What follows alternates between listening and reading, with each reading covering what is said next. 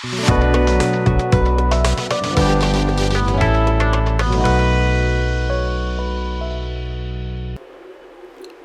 साधकों को मेरा नमस्कार। आज हम करेंगे उत्तान पाद आसन। यहाँ पर उत्तान का आशय उत्थान अर्थात उठने से है। इसमें दोनों पैरों को धीरे धीरे ज़मीन से ऊपर उठाया जाता है।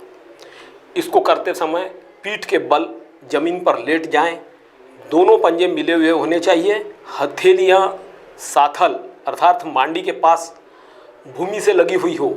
श्वास भरते हुए धीरे धीरे दोनों पैरों को 30 डिग्री लगभग 1.25 फुट तक ऊपर उठाना होता है। दोनों पैर सीधे रहें, घुटनों को भी सीधा रखें, पैरों के पंजे आगे की ओर खींचे रहे। कुछ समय तक इसी स्थिति में अपनी क्षमता के अनुसार हमें रुका होना चाहिए। फिर धीरे धीरे श्वास छोड़ते हुए पैरों को भूमि पर टिकाएं। याद रहे, पैरों को बिल्कुल भी झटका नहीं लगना चाहिए, बिल्कुल धीरे धीरे पैरों को नीचे उतारा जाए। उसके बाद हमको विश्राम करना है। कम से कम हर आसन के बाद 1 मिनट 2 मिनट का विश्राम बहुत आवश्यक होता है। रिलैक्सेशन।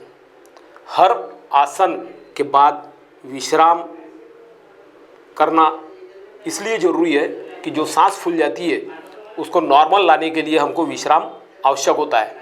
इसके बाद फिर दोनों पैरों को 60 डिग्री तक श्वास भरते हुए धीरे धीरे उठाएं अपनी क्षमता के अनुसार और वहीं रुके रहें कम से कम 1 मिनट के लिए। धीरे धीरे फिर श्वास छोड़ते हुए पैरों को ज़मीन पर लाएं और फिर उसके बाद फिर से विश्राम करें। अब ये जो उत्तान पादासन है, इससे क्या लाभ होते हैं? तो पेट के रोग, कब्ज, गैस, मोटापा आदि दूर कर ये जठराग्नि को बढ़ाता है, आंतों को मजबूत बनाता है और हमको निरोगी रखता है। नाभि संस्थान को भी ये ठीक करता है। हर्निया के लिए तो यह आसन बहुत ही लाभदायक है। इससे हर्निया व्यवस्थित होता है। यदि इसी आसन को हम बारी बारी एक पैर से करें तो कमर दर्द में भी विशेष लाभ होता है। आइए अब हम करते हैं उत्तान पाद आसन। तो देखिए मेरे साथ उत्तान पाद आसन किस तरह किया जाता है।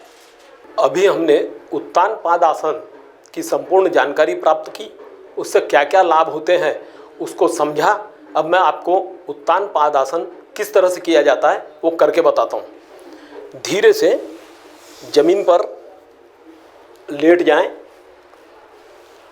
दोनों हाथों को ज़मीन से सटा कर रखें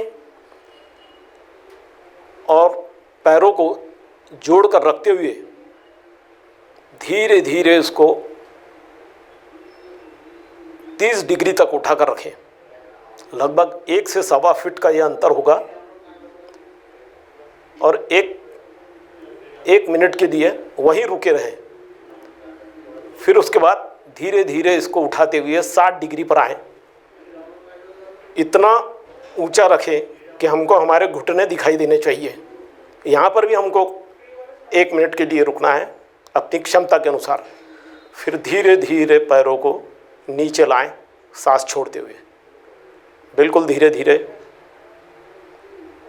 इसमें जितना धीरे धीरे हम करेंगे उतना हमको लाभ होता है। तो आ गया ध्यान में? फिर से एक बार मैं आपको करके बताता हूँ। पैरों को धीरे धीरे ऊपर उठाएं, एकदम धीरे धीरे 1 फीट तक उठा दिए। फिर धीरे से वहीं हम रुके रहेंगे। फिर उसके बाद 60 डिग्री तक उठाना है पैरों को। हमारे घुटने हमको दिखे इस स्थिति में और वहीं पर रुके रहें। फिर धीरे धीरे सांस छोड़ते हुए पैरों को ज़मीन पर रखना है लाकर। इस तरह करना है।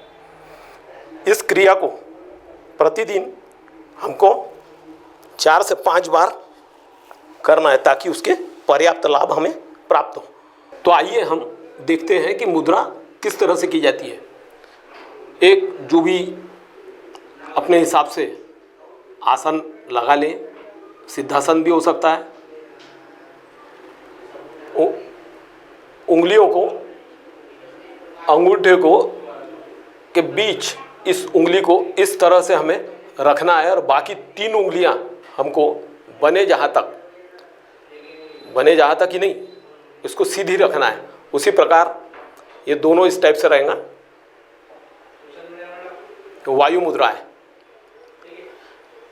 इससे बहुत से फायदे हैं जो अभी आपने जाने हैं। तो प्रतिदिन इसको 45 मिनट अवश्य करना चाहिए और इसकी धीरे धीरे प्रैक्टिस करने से वायु मुद्रा बड़ी आसानी से बनना शुरू हो जाता है और उसके सारे लाभ हमको प्राप्त होते हैं। जैसा कि आप जानते हैं, पिछली बार हमने ज्ञान मुद्रा के बारे में सीखा, ज्ञान मुद्रा से क्या लाभ होते हैं उसको हमने देखा। इस बार हम वायु मुद्रा को सीखेंगे और समझेंगे कि इस वायु मुद्रा से हमको क्या क्या लाभ होता है। तो वायु मुद्रा में तर्जनी उंगली को मोड़कर अंगूठे की जड़ में लगाकर उसे अंगूठे से हल्का दबाया जाता है और इसी से वायु मुद्रा बनती है। शेष उंगलियों को सहजता से सीधा रखना होता है और इसकी समय सीमा होती है कम से कम 45 मिनट। लेकिन प्रारंभ में हम इसको कम समय तक भी 10 मिनट के लिए, 15 मिनट के लिए अपनी क्षमता के अनुसार धीरे धीरे उसकी समय सीमा हम बढ़ा सकते हैं, तभी इसके लाभ हमें प्राप्त होते हैं। अब इससे लाभ क्या होते हैं?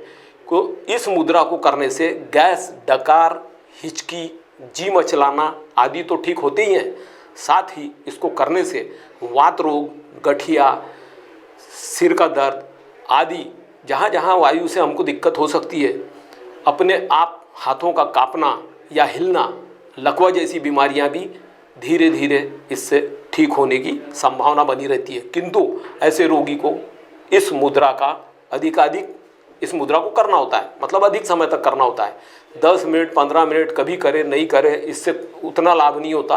लेकिन बराबर नियमित रूप से इसको करते रहे हम, तो इससे अच्छे खासे हमें लाभ प्राप्त होते हैं। उसी प्रकार जैसे मुंह टेढ़ा हो जाता है कई बार लकवे से, गर्दन में जकड़न आ जाती है, सर्वाइकल स्पॉन्डिलाइसिस में इस वायु मुद्रा का प्रयोग बहुत ही फायदेमंद है।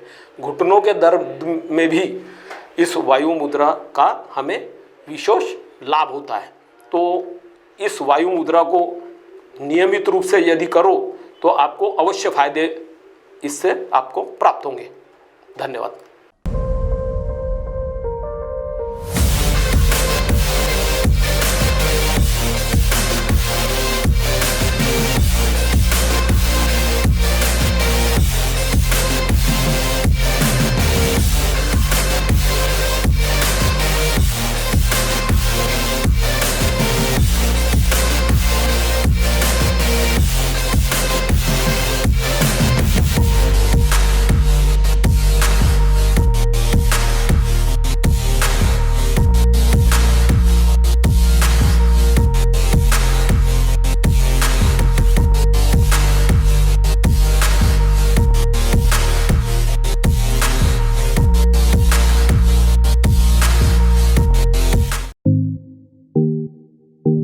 सचिन लाइफस्टाइल मानसून ऑफर, कम से कम दाम में कपड़े, वो भी क्वालिटी के साथ। कपड़ों की खरीदी पर डबल धमाका ऑफर, बाय 1 गेट 1 फ्री के साथ साथ अब कपड़ों की खरीदी पर 50% की छूट। सचिन लाइफस्टाइल का धूम धड़ाका सेल, जहां मिलेंगे संपूर्ण कपड़े बचपन से लेकर 55 तक। तो देर किस बात की, पहले आइए पहले पाए। सचिन लाइफस्टाइल, रमानगर, शताब्दी चौक, बेलतरोडी रोड, नागपुर। बॉस ने मीटिंग बुलाई। बाहर उठो बैठो। तकलीफ उठने बैठने की नहीं, तकलीफ बवासीर की है। बवासीर, फिशर, भगंदर, पाइलोनियल साइंस का आयुर्वेद तथा आधुनिक लेजर से उपचार। कॉल या विजिट करें www.pilesfistulacure.com। जर तुम्हाला निसर्गरम्य वातावरणाचा आनंद घ्यायचा असेल आणि काही क्षण आपल्या परिवारातील सदस्य किंवा मित्रांसोबत निवांतात घालवायचे असेल तर आमच्या श्यामलीला ॲग्रो टुरिझम अँड रिसॉर्टला नक्की भेट द्या। अगदी माफक दरात, फक्त 700 रुपयात तुम्ही तुमचा दिवस आनंदात घालवू शकता। प्रति व्यक्ती तुम्हाला 700 रुपये प्रमाणे Shyamlila agro tourism and resort कडून वैशिष्ट्यपूर्ण सेवा मिळेल। पर्यटकांचे पारंपरिक पद्धतीने स्वागत, चहा, नाश्ता, चुलीवरचे शाकाहारी मांसाहारी जेवण, मुक्कामी राहण्याची उत्तम व्यवस्था, लहान मोठ्यांसाठी खेळणी पार्क, शिवार फेरी, पारंपरिक पद्धतीनं तयार होणारे कच्ची घाणी तेलापासून तयार केलेल्या भाज्यांचा स्वाद अनुभवता येईल, ऑर्गॅनिक भाजीपाला, फळबाग आणि त्यांची विक्री, नवनाथ आश्रम दर्शन, कोलार जलाशय फेरफटका, बिझनेस संधी, बेरोजगार व शेतीकरिता ट्रेनिंग, वाढदिवस पार्टी, लग्न, रिसेप्शन करिता बुकिंग सुरू, स्विमिंग पूल, रेन डान्स. अधिक माहिती हवी असल्यास आम्हाला संपर्क करा. सुनील पाल 9021433560, मुक्काम तेलंगखेडी, नवनाथ आश्रम जवळ, पांढुर्णा रोड, तालुका सावनेर, जिल्हा नागपूर.